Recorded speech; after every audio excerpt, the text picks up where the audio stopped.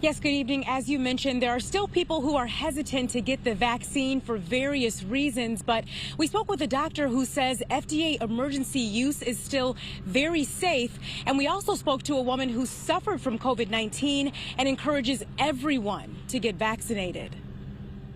I walk around, I'm still in fear. I can't tell you I'm not. For Elisa Wishan, COVID-19 drastically changed her life. From my experience from having this virus and how horrible it was, I was pretty sick. I mean, if you guys remember back when, it really got me. This virus is pretty serious. Wishan was diagnosed with coronavirus in March of 2020 following a serious surgery. They're trying ice packs to bring down my fever. And now, 15 months later, she's considered a COVID-19 long hauler. I still have some side effects, some lingering side effects.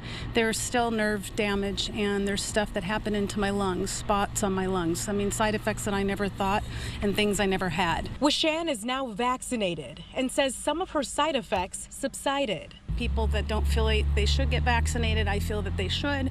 You don't know what's going to happen out there. But data shows there are still thousands of unvaccinated Californians, some spooked by the FDA emergency use approval versus full FDA approval for the vaccines. When the emergency use authorization came through, it was to say, hey, we have something that is going to protect and prevent people from dying. We should not hold it back. Doctors like Suman Radhakrishna are trying to educate the masses about how the vaccine was manufactured.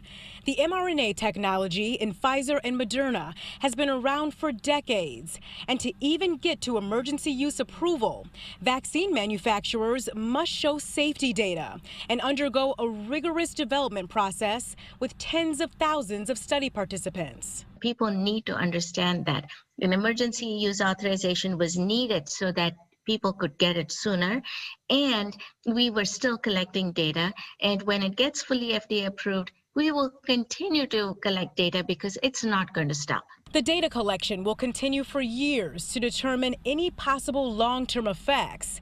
And with the more contagious Delta variant on the rise, current research shows the vaccine benefits outweigh any potential risk. Do what's needed so we all can get through this, because it's not going to go away. It can come right back if we're not careful.